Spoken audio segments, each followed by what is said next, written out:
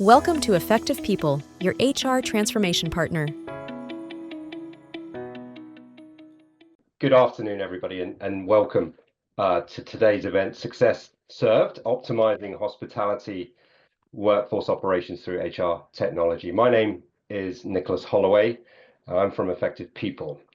Delighted to be able to open our session today, run by Effective People in conjunction with Lace Partners. So let's take a quick look at the agenda for today.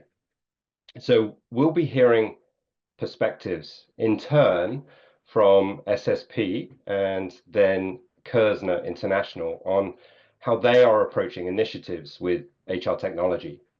We'll use the opportunity also to hear from a systems implementer with regard to considerations when embarking on a program of HR technology change. I'll briefly introduce today's participants. So firstly, your facilitator today, I'm delighted to say, is Simon Puryear. Simon joined Lace Partners in 2023 as an executive director, and with an extensive background in consulting, Simon has delivered significant HR transformational change programs involving payroll for many different industries. Simon has hosted a number of roundtable discussions and is a regular speaker and host of payroll transformation webinars. He has been awarded Rewards 300 since 2016 and one of the top 50 knowledge and professional services leaders in payroll. Next is Rob Garner. Starting his career with Sainsbury's and holding a variety of roles, Rob eventually moved to Dixon's Carphone, the leading multinational consumer electrical and mobile retailer, becoming HR director. Rob joined SSP as the UK and Ireland HR director in 2019 and became involved full-time with the HR transformation program in 2021, leading all of the efforts across the entire SSP business. Next, we have Willem Both, a graduate of the Hotel School of The Hague. Willem has dedicated his career to the hotel industry, with leading organization Starwood before joining luxury hotel group Kerzner International. Willem has led numerous major IT initiatives and currently holds the role of Executive Vice President of Information Technology at Kerzner. And then finally, we have Masilia Sarawi. Masilia, who now runs the workforce management practice at Effective People, is an experienced time and scheduling consultant working in a variety of industries across different technologies, helping organizations implement workforce management solutions. I'm super excited to hear the perspective of this incredible lineup. We certainly welcome questions, and we have some time allocated for those questions at the end of the session. So we would invite you to use the Q&A feature here in Zoom at the bottom of your screen to drop any questions you may have at any point, and we will do our very best to address them at the end of the session. So without further ado, I'd like to hand over to Simon. Thanks, Nick, and good afternoon, everyone. So just quickly, I don't know how much people will have heard of Lace Partners, but just to give a little bit of context, we're a consultancy working with lots of different organisations to transform HR, payroll and people experience. And in doing that, we work with many global organisations, supporting them on their transformational journey. And I personally have sort of seen firsthand the challenges that you experience within the hospitality sector, especially when you're faced with such a disconnected workforce. I think the opportunity is huge, and really you can transform your operation, but it's not an easy task. And the change element in all of this shouldn't be underestimated. So I'm really excited to be joined by Rob and Willem to kind of get their perspective very much from a first-hand, hands-on, and just to hear a bit more about their experiences and how they've used HR tools and automation to support them. So I think we'll start with Rob. Rob, it would probably be good initially just to get a little bit of background to SSP. I'm conscious that probably people haven't heard about SSP. They've probably seen lots of the brands on their travels, but do you just want to give a little bit of a flavour to who SSP are? Yeah, sure. So firstly, thanks very much, Simon and Nick, for having us this afternoon or this morning, depending on where you are. SSP runs catering and hospitality outlets in travel locations around the world. So airports, railway stations, and we operate in 38 different countries, right the way from Brazil, North America, UK, Ireland, Southern Europe, across into EME and Asia Pacific. We operate a lot of local brands, but we also have franchise agreements with people like Starbucks, Burger King, Smith's, Yo Sushi, Pret. So there's a lot of brands that people will have seen and are familiar in UK and US and European high streets. But when you come across those brands in a travel location, it's most likely that they are operated by SSP. For lots of different markets, lots of different brands, lots of different propositions. But we do tailor each proposition in each market very much to the local market. So in totality, there are about 450 different propositions or brands across each of our markets. Quite significant, and therefore quite a mix of workforces and people that you're obviously operating with. Yes. Do you want to then just, from a point of view of SSP and kind of making that decision to invest in HR, what sort of take us through that thinking and what almost triggered that starting point of acknowledging that sort of something needed to change? So, SSP as a business has grown and changed an awful lot over the last 20, 30 years. We floated our IPO in 2014, so we're quite a young company in that sense in our current guise, but is a business which is quite agile and very nimble given the markets we work in. We do acquire brands, we do acquire space, so we grow both through acquisition, through merger, as well as organically in the markets that we're in, and which is a fantastic business model and works brilliantly for being present in that local market. The part that it comes that's a challenge from a people point of view is that means that we've got lots of different shapes and sizes and a diverse workforce right across the world, which manifests itself in the different size of market. We operate in the US with about 10,000 people. We operate in Denmark with 400 people. We operate in Estonia with 28 people, and sort of all points in between. So we've got at least 17 different languages officially within the business that we use.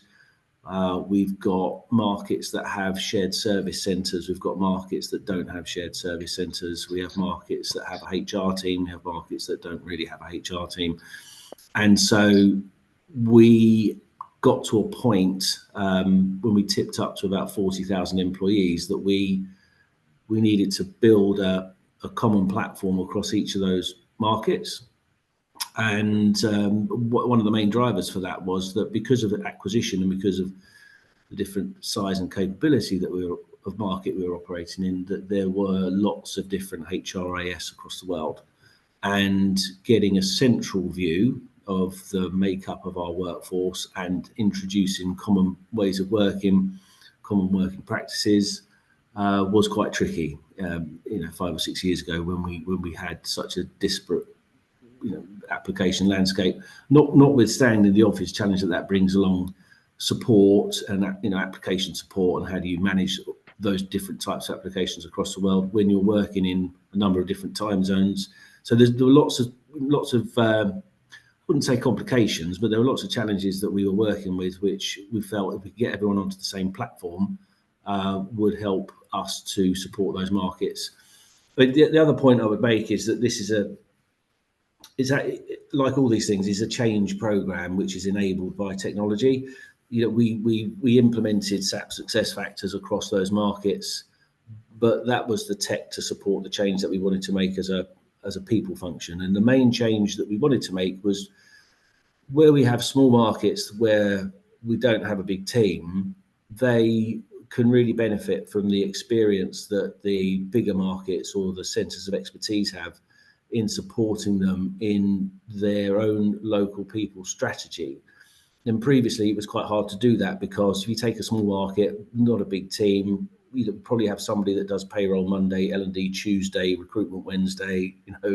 It was quite difficult, and they really have benefited from having access to and support from the bigger markets, the centres of expertise, and also being on one platform, benefited from improvements in ways of working, improvements in process, more efficient process, better measurements, better KPIs, which would have been very difficult to achieve without having one common way of working.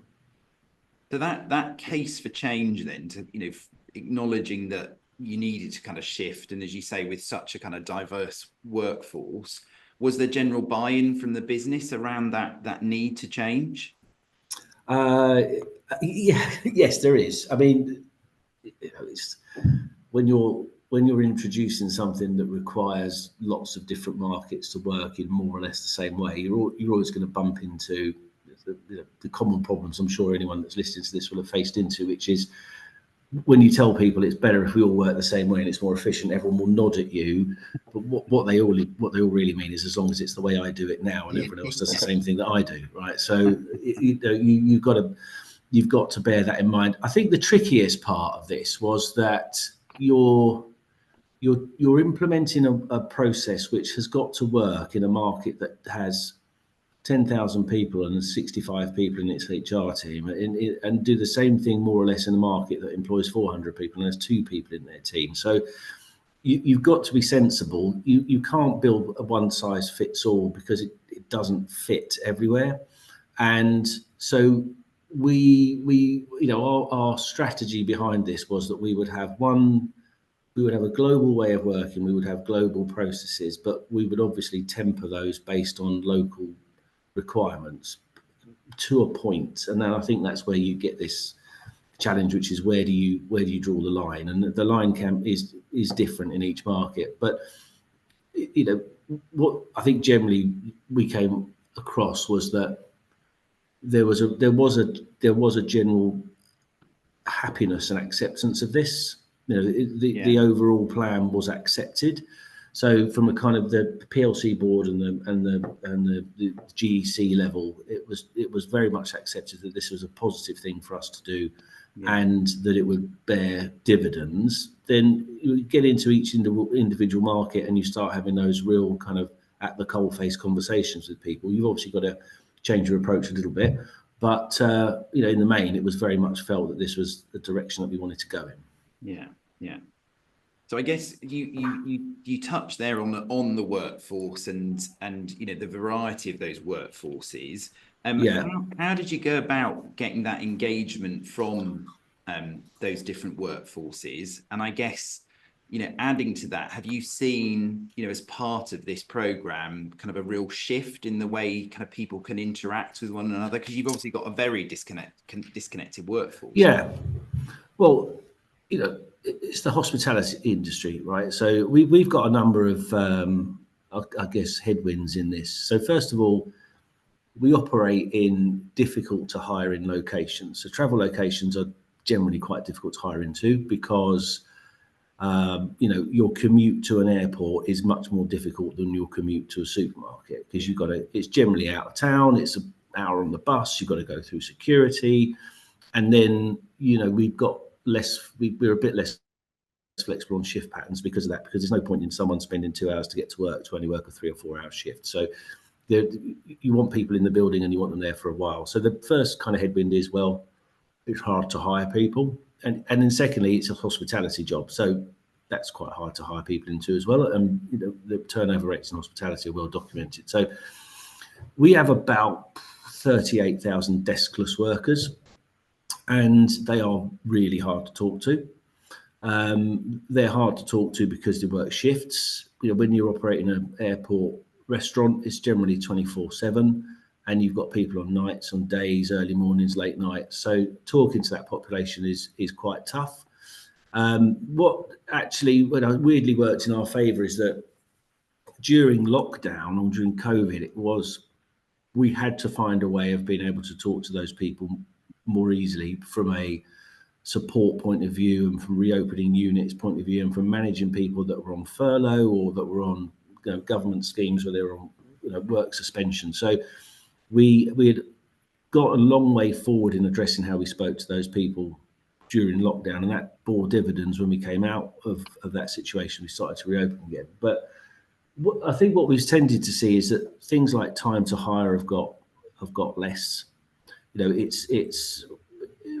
It's a foot race when you're hiring people in the hospitality industry. Most people are applying for 2 or 3 jobs, and basically the more efficient you can make it, the more user-friendly you can make it, the easier it is to talk to people, the faster you can get them in the door, the more chance you have of being successful. So I think probably the biggest advantage that we've seen in the year we've been live in Western markets has been that our time to hire has reduced. And also it's easier to engage with people during the hiring process. I think one of the issues we faced prior to this was because we had so many different ways of onboarding people into SSP, that the experience was or could be quite different. If you had a really good manager, then people tended to get a really good onboarding experience.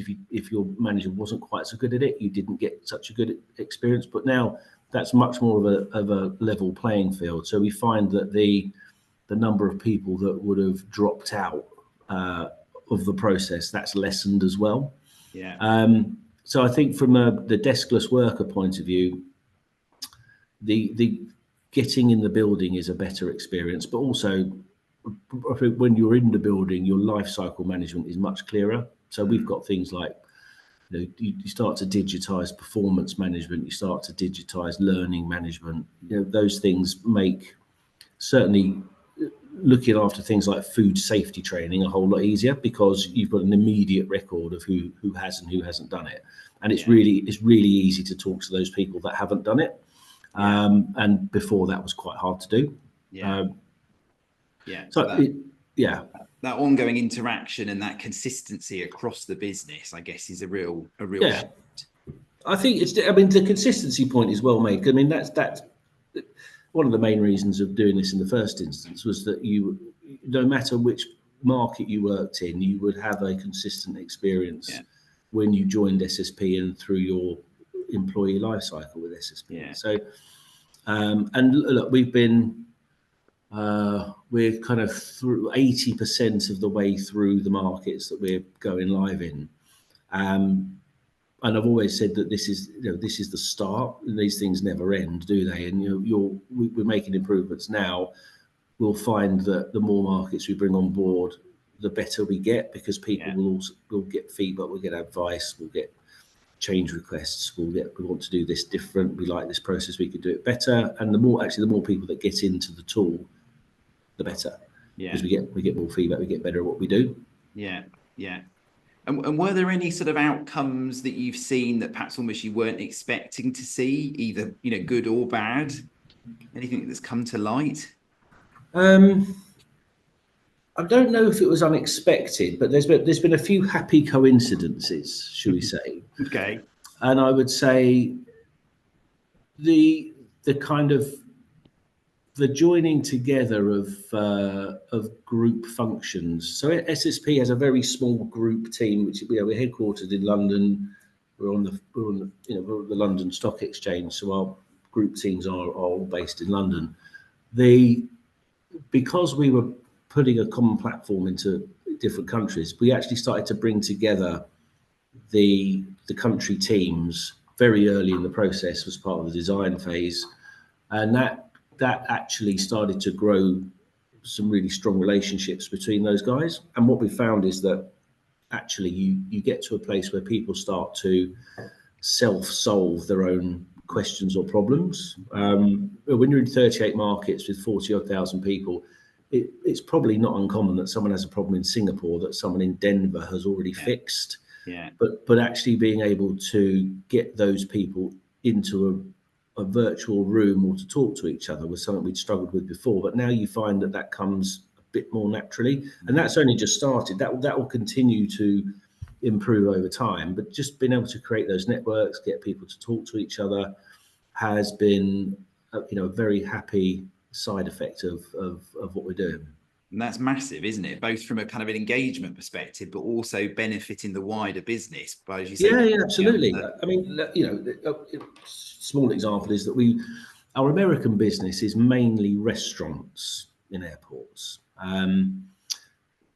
And there are countries where they have maybe 2 or 3 restaurants as part of their proposition. They've got a mix of retail, self-service, bakery, coffee, bars, restaurants, and maybe they only have 2 or 3 restaurants in their portfolio. But when you can speak to a business whose entire business is restaurants, if you have a question or you've got just want to understand a bit more about how that proposition works and how you can maximize it, then that it opens the door to being able to talk to that person, rather than historically that person would have sat there in the market and thought, I've got scratching their head and thinking, I've got a problem in 2 of my units, what can I do about it? Well, now they know, well, there's a whole market of these over here, let's go and talk to them and see what they do.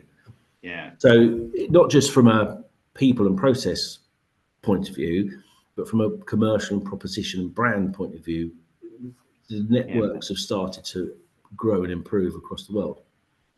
Yeah, no, it's fascinating, and I'm conscious that we could talk for ages, Rob. But I know we need to move on to Willem in a minute. But I guess just in a couple of minutes, if you were to sort of think about advice you were giving to people that might be thinking about embarking on something like this, are there any sort of words of wisdom that you would impart? I wouldn't for a moment suggest that I was the wisest person on this, and there'll be many people on this call, the panel included, that have done this hundreds of times. But in my experience, early engagement is the key. Really, really think about who your stakeholders are, because sometimes your stakeholders may not be who you think they are. So you really think about, who do I want to engage, and really think about what's going on in their world and how what you're doing is going to make a positive impact in their world. So I think really early engagement, much earlier than you think. It really pays dividends in the long run, because you create those relationships, and you'll produce a better result. I think the second thing is that you are not going to get it right first time if you're doing something that's going across so many markets. So be really agile, building contingency for where you get surprised, because you will get surprised, and just perfection is the enemy of speed. Now, obviously, we want to do things as right as we possibly can, but I think there's been many occasions during the program where we've thought, let's just think a little bit longer about this to give a better result. But don't beat yourself up if you don't get it right first time, because when you're doing things like this and you're making change across so many markets, there's so many cultures and such a diverse workforce, and those markets are growing commercially at different rates. There's different stresses and strains. You're never going to build all those variables into a plan in the first instance. You're not. So just go in, eyes open, ears open, and just listen. Yeah, is all I would say. I think they're great words of wisdom, Rob, and especially that engagement piece, because I think it is something that people, often underestimate, that engagement, both from an outcome of this, but as you say, also through the process, because it's so important to be able to bring those people on the journey and and engage with them throughout the process, rather than just at the end almost. I mean, I think I'll go in. I'll leave you on this thought, because I know we want to move on to Willem, but I think, try not to badge these stuff as tech transformations, because tech transformations can scare people.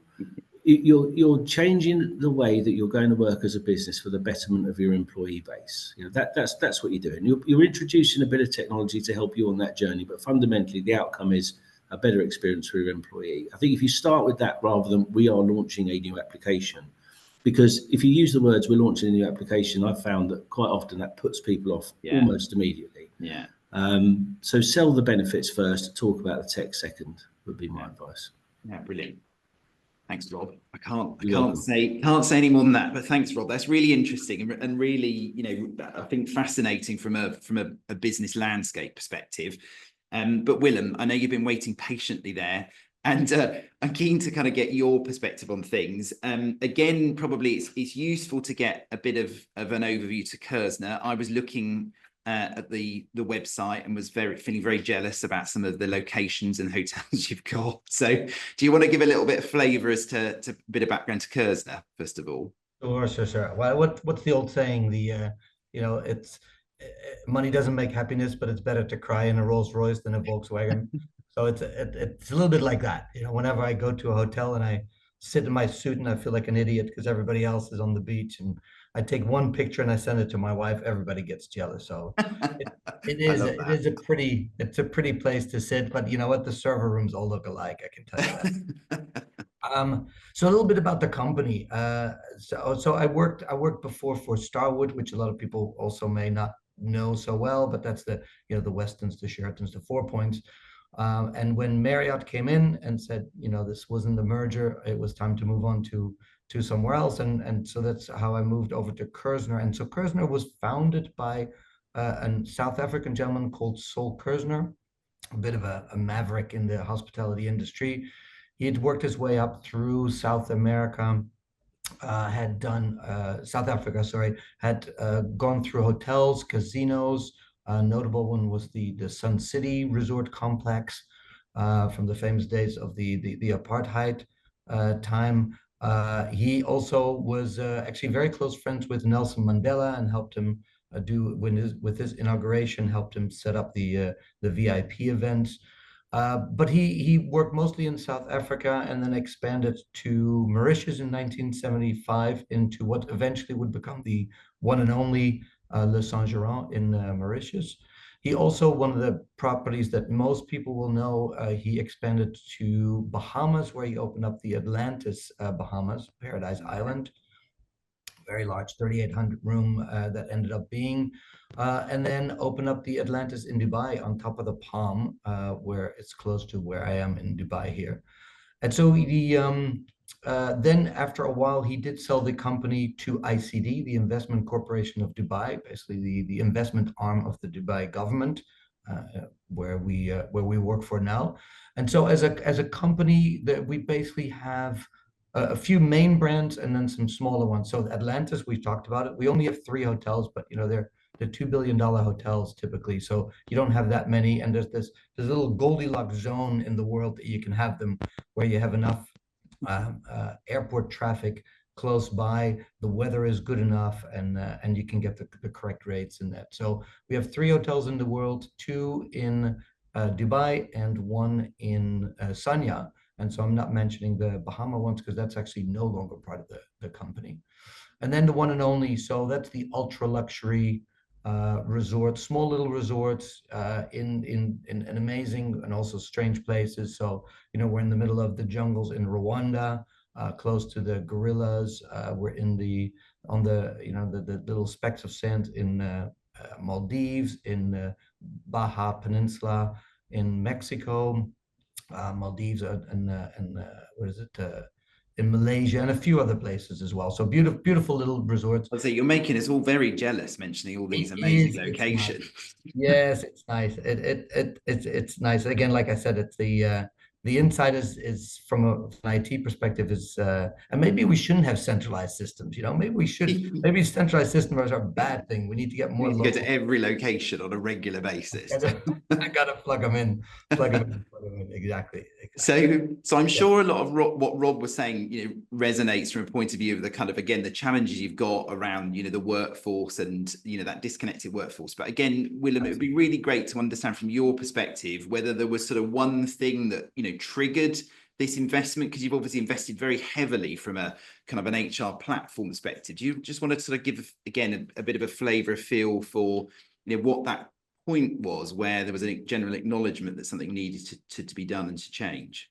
Yeah, absolutely. I mean, as we grew and kind of became a little bit more professional, if you will, we started I mean, the name itself says it already, right? One and only, all very individual resorts. It's all focused on guest service and luxury and individualism, and they're in the middle of nowhere. So there's not really a lot of connections with each other. And so as everybody used local systems, local setups, local staff, local language, local everything, But as we grew, our guests were starting to move from property to property. So we needed to have guest databases and CRMs, but also our staff started moving from property to property. And so we needed systems that were able to accommodate that as well. And we also started to do more standardized training programs, and we wanted to make sure that we could do reviews in a standardized way. So we really needed to formalize this a little bit more, and we realized everything was extremely local, and not much different than what Rob had mentioned. Everything was just so local and disconnected that we had no view into what was happening. So it was critical that we started to move this together. So that standardization was obviously was key. And how have you used technology then to kind of really drive that standardization across the business? Well, so one thing that it did help us actually, the one moment where actually really drove it home for us was when we were talking with our CEO, and we said, so how many employees do we have? And it was a little bit of a quiet moment. And we said, it's always a good test when a company's always like, I'm not about sure. 20,000, but yeah, so now I can tell you we have 17,835. So at least we know that now. So that's definitely good. And so it's really helped us. The technologies has really helped connect all of this together. We've been able to do this standardized training. So for instance, cybersecurity, obviously one of the most unpleasant things in IT that we always have to talk about, but absolutely critical. So we've been able to deploy these standardized titles, standardized training, standardized reviews. We've been able to finally get these out all over the place, and to the different properties. We've also been able to use, because we use the single sign-on, so again, from a security perspective, but also from an employee or colleague convenience perspective, we've been able to make it really simple for people to connect and see their view. And I completely agree with Rob. You know, you need to really see what's the benefit for people, right? If you're saying, hey, we're going to roll out this global system just so corporate can see your data, you know, it's not that you're not going to be the most successful deployer of systems out there and get a huge amount of buy-in. But we've been able to explain all the different benefits that people are getting out of it. Again, for the ease of the information lookup for themselves as well, that they've been able to do, you know, using integration into our intranet systems as well. So the close integration and making it easy for them, so they no longer have to go into HR or, you know, into a kiosk machine to go and see their information. So that whole kind of work experience for your teams and employees, I guess, has been huge. Yeah, absolutely. That's really made it much easier. And using the app is extremely simple and convenient. So we are rolling it out throughout the world. We did find that in some situations, it doesn't make sense to do exactly cookie cutter everywhere. So you do have to adjust it to the local setup. Yeah. And so in some cases, we did decide that we wanted to have the Employee Central and basically all the modules except for payroll and time and attendance, and have the local payroll and time and attendance deeply integrated and interfaced into Employee Central. Yeah. So that we could keep the local language, local setup and everything else, but still have that global view and get all the other benefits that I talked about. And it's interesting you touch on the time and attendance, because again, you know, very conscious with the type of, you know, organization you are, you're obviously heavily reliant on that time and attendance information. You must have people that are, you know, switching shifts and doing extra time and all of that kind of thing. So from a time and attendance perspective specifically, what have you seen from kind of where you were to where you are today? Now you have, you know, far more powerful tools in place. Yeah, it's still a bit of a journey. So in Dubai is where we have our biggest properties. So the Atlantis, the Royal, together with the now they've got the world's largest water park as part of this as well. So it's a massive amount. It's nearly 10,000 people that are part of that complex alone. And like you said, there's anything from, you know, salaried employees to full-time employees to part-time employees to contractors to all different types of setups that we have. And so we're very much looking forward to having the workforce and the whole scheduling set up properly so that we can do the forecasting. The demand forecasting is going to be absolutely critical to make sure that you limit overtime and that you do have the right scheduling available, because, you know, the water park is also for people who don't stay in our hotels, right? Who come just on a day-to-day visit, or we have all the different restaurants. There's about 40, 50 restaurants that are out there that we're doing in this complex. And so we have lots of visitors. And so these demands go up and down a lot. And so to be able to adjust on the fly as much as possible is really, really important. Yeah, no, I'm sure that must be massive. So again, I guess thinking from an outcomes perspective, sort of similar question that I sort of said to Rob. I'm sure there were a number of, you know, planned outcomes and benefits that you were trying to achieve, but, you know, what about those that may be, you know, some nice unplanned benefits that you've seen as a result of this? I think we were able to clean up quite a bit of the things that were happening that you didn't realize were happening, right? Because it's all people could hide a little bit behind their local system, and that's just the way it works. Yeah. And so now we've been able to really get this a little bit more properly organized, and so by setting up these standard processes, and as Rob mentioned too, you're no longer depending on a great HR person only, right? Obviously, they're still absolutely critical, but you're no longer depending on that person to do the process right, or to do the right things. And so it's critical that we have these right processes in place. And so we've been able to do quite a bit of cleanup when we roll this out and say, well, hold on, there's a way of doing this better, and this may not be really the ideal way of doing it. And I think the next things that are going to come out of that is really, the next thing is going to be part of the interviewing process, right? The interviewing and hiring process. I really think that we'll be able to expand a lot on it. To me, as great as this system is, it's kind of a foundation, right? Now that you have all this data, now that you have this whole system, now we can add on all these different things that automate the workflow. So one of the next things that we're going to be doing is also with our SharePoint integration, where we have centralized management of all our documents and work contracts and CVs, and so that they can easily be shared between the different properties in a secure and convenient way.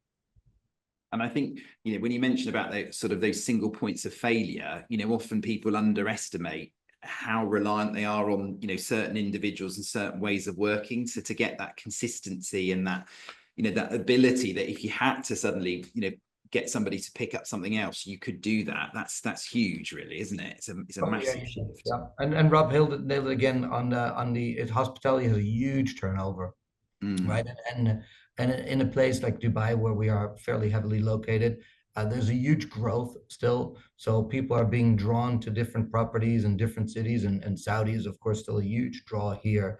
So lots of people moving. So there is quite a bit of turnover in management personnel as well. So yes, it's critical to have that, so somebody can hit the ground running when they come into the property. Yeah. No, fascinating. And again, the time whizzes by when talking through all this. But I guess same question to you, Willem, from a words of wisdom. If you were to have your time again, or you were to kind of, you know, impart some bits of knowledge to the kind of people listening, what would you say? Yeah, besides the one that indeed this make sure you know your stakeholders and that you get your involvement right. It's not don't focus on corporate wants a system so that we can better spy on you. That's not really the message you want to get out there. It's really the other part is because besides the benefits, the really important one that I found is don't underestimate the migration of data management, right? So you have all these hotels were running their own local payroll and their own local time and attendance. And if in case where they do switch completely to the employee central payroll as well, there is this migration and the balance that you have to do to keep these two in sync as you're doing your transition. And that has been a lot more effort than I had expected. And it's taken really considerable amount of time and delays, which is okay. I mean, some of these things happen, but it's much longer and much more painful than you would think. So it really takes a lot of focus. And that would be my message to people who are starting this. focus, make sure that you have focus and that you really get dedicated people on doing this data analysis and data balancing so that you can go live and not say, oh, everybody's been too busy and we didn't have time to fully manage, and now we have 99% correct and therefore we cannot go live. It's funny, isn't it? Because it's a bit like we were saying with Rob around change, kind of data and change are always those things that kind of people underestimate just how much time and effort really has to go into managing those elements. Thanks, Willem. Absolutely. And of course they were using local payroll, and as you know, inadequate as it may have been, they were familiar with it, and they used it, and the button was on the left and now the button's on the right, and what do I do now? And so that there's you know, these things you definitely do. Yeah, you don't want to underestimate that part either. Yeah. No, thanks, Willem. It's really interesting, and as I say, could talk to you both for ages. So thank you for sharing that experience. But Marsilia, I'm conscious you've been patiently waiting in the background, and you're obviously used to working more from a sort of consultancy side, supporting organizations with these kind of challenges and these programs of work they're undergoing. So from your perspective, if just sort of hearing what Willem and Rob have gone through, what kind of things really resonate with you from your own experiences?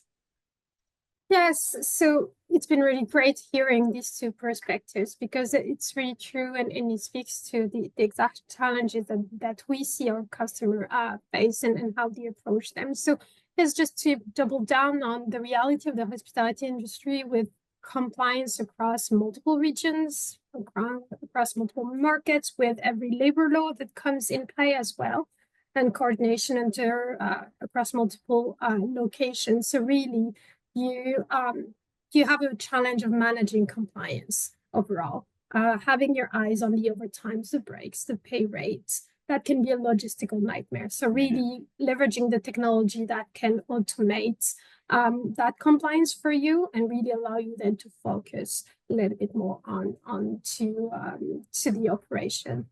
So yeah, overall, we see a lot of companies into the hospitality industry also growing, as I said, across multiple locations or by acquisition. In that case, really having a centralized tool allow you to deploy your operation and get set up in your new markets way faster, and ensuring as much as possible to standardize the process, because of course it cannot be a one size fits all. One last point that you were mentioning, Willem, as well, is really the need for, as much as possible, for real-time analytics or forecasting, because it is a fast-paced environment. A lot of decision needs to be made as soon as possible to be able to respond to the demand, and having these data points to then make either better decision-making at a global or group level, but also enabling the operation more on the ground in terms of their own planning and decision making has been something I think critical that I've seen come a lot as well. And we try to bring as much as possible focus on that through the transformation that we work with. Yeah, and I think that compliance point you make is again, people often underestimate that, because I think people are so reliant on individuals having that that experience and that knowledge, and therefore again it's that sort of single point of failure. So as you say, to being able to automate and have that automatically calculated is a massive shift, and from a legislation perspective shouldn't again be underestimated. So and what about if you were to think again, Marsilia, from a advice, from words of wisdom, from your own experiences, what would you, taking more of a kind of a consultancy lens, what kind of things would you say to people listening today? Definitely. So when you're thinking of embarking into that transformation journey, I would say think about it both preparedness from a people perspective and then also from a technology perspective. So when we're saying from a people perspective, kind of just to continue on what was mentioned as well, really having your key stakeholders engage as early as possible, but also what I would add is assessing your current HR process. So assess your current processes. What are you doing right now and what are your pain points? So in hospitality, managing shift workers, dealing with high turnover, seasonal staffing can have significant challenges. So when you're implementing a technology, try to focus on addressing your specific needs of your business. It's not a one recipe for success. So at the end of the day, you need to have in mind what are your processes and what problems are you trying to resolve, really. And to resurface these problems, you need to have the right people in the room. So engage the right stakeholders as early as possible. So we work with HR and IT on these nice programs, but I always advocate for the operations because they're owning a lot of the processes and the truth and a lot of the value that will be realized at the end of the project. So really support these operational realities and make sure that it's aligning both from with the front and back of the house in terms of reducing any frictions during the deployments. So that is really from a people perspective. And then when you're getting ready for this type of transformation, there is a technological aspect of readiness. So data readiness, making sure, as William mentioned, that you have your data ready. You're really dealing with a lot of different types of people, permanent staff, part-timers, seasonal workers. So the data is spread across different locations and different type of systems. So making sure that the data readiness, or at least the process of getting the data ready, is assessed early on. And I think I will give you on the last point in terms of even more specific to the hospitality industry is when you look at your technology landscape, you need to look at a landscape that includes data points that are critical, do not fit necessarily into just the HR view. What I'm saying is that you have multiple systems and data that will lie into your booking platforms, into your point of sales. So all these systems are still critical because for an employee, they don't see as HR systems or operation systems. For them, it's the systems that they're dealing with.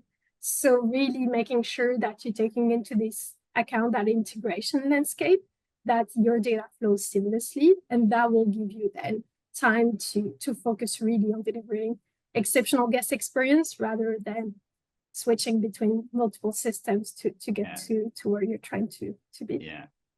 No, well, I love your point around the processes, because I think, you see it where lots of organizations kind of try and go forward to the to-be process almost, the future world, without, as you say, taking a minute to just sort of step back and look at the current operations and some of those challenges that they're facing to ensure that ultimately it's being fixed. And I think it goes back to Rob's point, which I love as well, around, not treating it as a technology change, actually coming from a kind of people lens, which again, often is so often overlooked. So fascinating. I think, Marcella, that's been really interesting. And Willem and Rob, thank you. I feel like we could talk for ages, but I'm also conscious that I think we've got some questions that have come in, so we ought to allow enough time to go through those questions. So Nick, shall I hand back to you to go through the questions? Yeah, great. Thank you, Simon. And once again, thank you, Marcella, Rob and William. Really great input. So we do have some questions. We'll start with this one. It was addressed to you, Rob, but I think it's also relevant as well. It'd be good to get William's perspective. It was around mobile technology and your use of mobile technology for your HR technology, and also the question really around personal mobiles.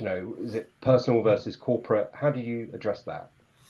Well, a very good question. In fact, it was one of the issues that we faced. I mean, the short answer is we offered it as an option rather than as a way of accessing. I think William will probably have a point of view around, because you mentioned single sign-on, but one of the challenges we had was around multi-factor authentication for access into single sign-on systems. So we had to come up with a solution which has been different for different countries, because some of the unions in Europe won't allow us to do anything with a personal mobile phone. So there's different solutions, but the overarching strategy was that we offered it as an option, but we didn't force people to download any apps. It was up to them. What we found was about 80% of our workforce downloaded the app, even without telling them to do it, because I'm choosing words carefully. You can't tell people to do it because you're not paying for their phone, you're not paying for their data. but it's a way of life for a lot of people now to use their phone to do these things. So, and we weren't being duplicitous by assuming that they would just do it anyway.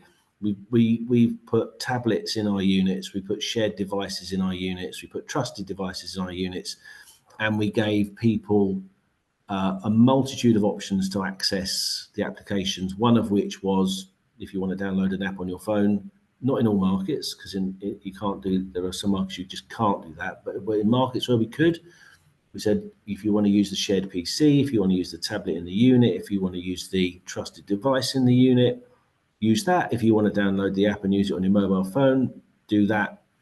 Up to you. And we found that 80% of people did that. Okay, yeah, no, that's really interesting. William, have you got anything to add to that from your perspective? Yeah.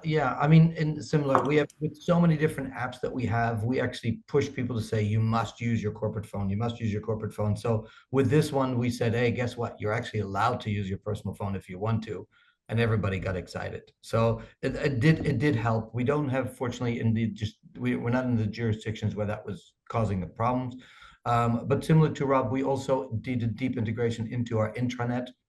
So that even if you didn't want to use your mobile phone for that, and you didn't have a work mobile phone, you could still access it through our intranet through different ways and have the integration there. So very similar. We provide laptops and PCs and kiosks and everything at the different hotels as needed, but also people can use their mobile phones if they want to, or use a PC and just on the browser.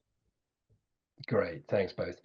Another question here, and Rob, this was directed to you. It's around payroll, and have you ever offered, or are you considering offering, more rapid pay? Pay for convenience for your employees.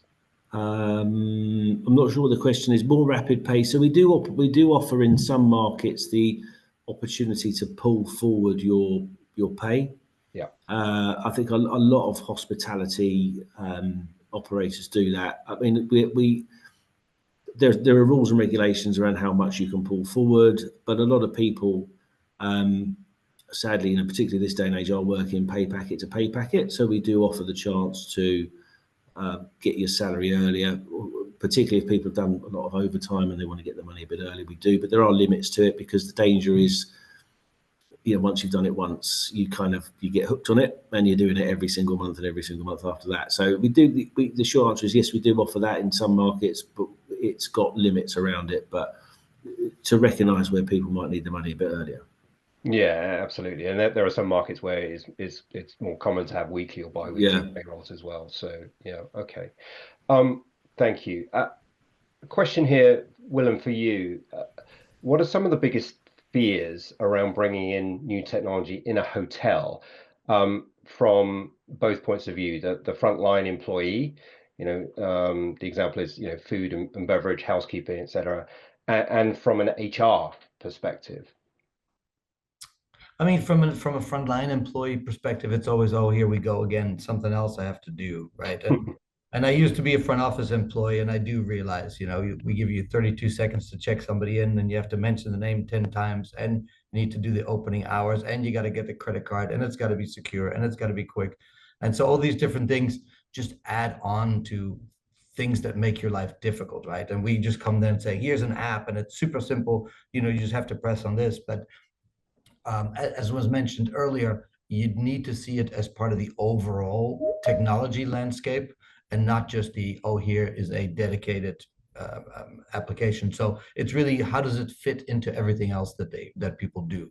So from an not HR perspective, but from an overall operations perspective, it's critical that you're making life easier, not harder. Don't just add something and add something and add something. Something's got to be taken away. There's got to be a benefit into it. From an HR perspective, I'm not entirely sure what the main fears would be from an HR perspective to use the technology. I think it's mostly benefits. From an IT, I have, half of my face has to be cybersecurity piece. So there's lots of concerns there always to make sure what happens to this data, right? The more we put it in cloud, the more we make it available everywhere. We did an interesting integration with SuccessFactors. For instance, at the moment somebody new starts, automatically creates their logon into the network and systems, but also the moment that they are leaving, on that date and time that they're leaving, automatically everything gets disconnected. So from that perspective, it makes life a little bit easier. Yeah, I think that all resonates, and I think one of the biggest fears for any organization in any industry is adoption, right? So you can spend an awful lot of time and effort implementing, but if it's not being used, you're very unlikely to reach the stated business benefits from your investment. And I think maybe a supplemental question, and maybe this applies to both of you guys, because you both talked about locations where you have a smaller employee footprint, and you've also talked about the localization aspect without necessarily being 100% global. How do you make sure that those low employee locations are adequately represented in the program when they probably don't have capacity, for a full-time subject matter expertise in a given HR process, for example? How did you capture their requirements? Yeah, actually is a very good point, because so I mentioned the Atlantis complex with nearly 10,000 people. On the other end we have the one and only Nyungwe House. It's 22 rooms in the middle of the jungles, and so obviously totally different staff, different requirements, different staffing. We used to have a hotel in Australia, and there, because of the it's probably similar to in Europe, you have very limited amount of people. So whereas in Atlantis we'll have a dedicated person for everything and can have a dedicated job for everybody, in Australia we had one person had 4 different hats. And so it's really to make sure that you have the processes set up in such a way, and therefore the system in such a way that it caters for both, is absolutely critical. So we really had to sit down. We started actually with kind of a more of an Atlantis design. We started with a global office because it was an easier thing just to keep our eyes on it. And then we grew from that into a smaller hotel to a bigger hotel, but then going down to smaller hotels again to say, how do we shrink it down to the proper size to make sure, because one size definitely does not fit all. Okay, perfect. And Rob, as much as I'd love your perspective on this, I think time has kind of caught us up. So I will just wrap up and just say, that really concludes today's events. And thank you to everybody that joined, and certainly thank you to all of our panelists, Simon, Willem, Robert, and Massilia. If anybody listening would like to talk further to Effective People or Lace Partners about your HR technology transformation, at whatever stage that is, do feel free to reach out. But thank you, everybody, and have a good rest of your day. Thank you for joining. We hope you found this video insightful and inspiring. If you're ready to take your workforce to the next level, visit our website for more valuable resources and solutions.